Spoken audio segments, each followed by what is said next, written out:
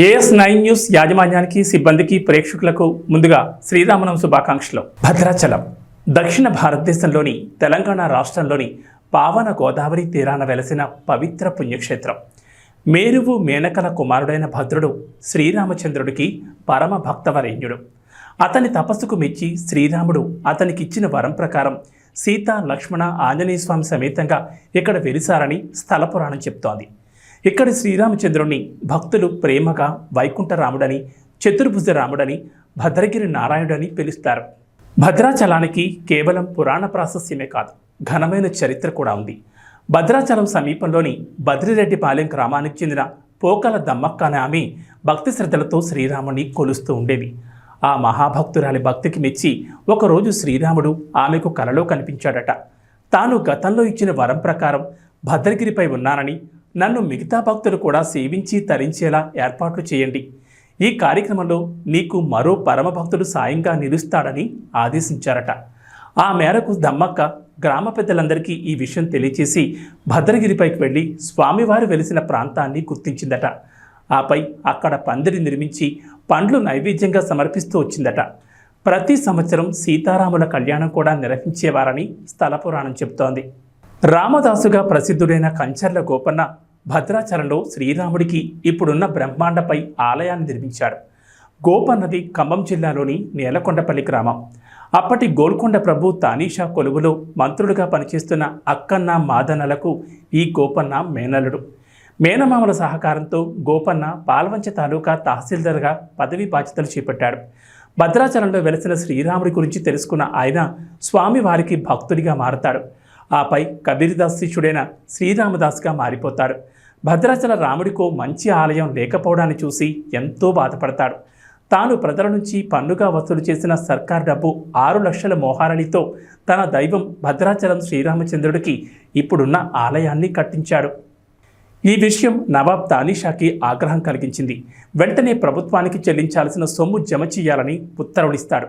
సొమ్మంతా భద్రాచలం ఆలయ నిర్మాణానికి వినియోగించా, ఇక నా దగ్గర ఏమీ మిగల్లేదు ప్రభు అని విన్నవిస్తాడు రామదాసు. దీంతో తానీషా రామదాసును గోల్కొండకు రప్పించి బందీఖానాలో ఖైదు చేయిస్తాడు. 12 ఏళ్ల పాటు రామదాసు ఆ బందీఖానాలో నానా కష్టాలు అనుభవిస్తాడు. ఆయా సందర్భాల్లో అతను భద్రాచల శ్రీరాముడికి తన దుస్థితిని మొరపెట్టుకుంటూ ఆర్తితో ఆలపించిన వందలాది కీర్తనలు ఆ తర్వాత ప్రపంచ విఖ్యాతమయ్యాయి. చివరికి రామదాసు ప్రార్థనలు ఫలించి శ్రీరాముడు స్వయంగా లక్ష్మణ సమేతంగా వచ్చి తానీషాకు బాకీ సొమ్ము 6 లక్షల మోహారీలు చెల్లించి రసీదు తీసుకుని మరీ రామదాసును బందీఖానా నుంచి విముక్తం చేస్తాడట. ఇప్పటికీ అప్పట్లో శ్రీరామదాసు తన ఆరాధ్య దైవమైన శ్రీరాముడితో పాటు సీతా లక్ష్మణ స్వాములకు చేయించిన పలు ఆభరణాలు, తానీషాకు శ్రీరాముడు స్వయంగా చెల్లించిన బంగారు మొహారీలు, ఉత్సవ సామగ్రి, అప్పటి శాసనాలు, పరికరాలు ఆలయంలో చూడొచ్చు.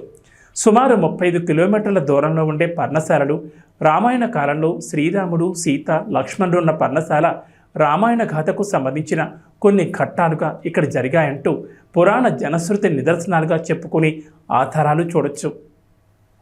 ఈ సందర్భంగా తెలంగాణలో భద్రాచలం రాములవారి ఆలయంలో సీతారామ కళ్యాణాన్ని అంగరంగ వైభవంగా నిర్వహించడం అనాదిగా వస్తున్న ఆచారం.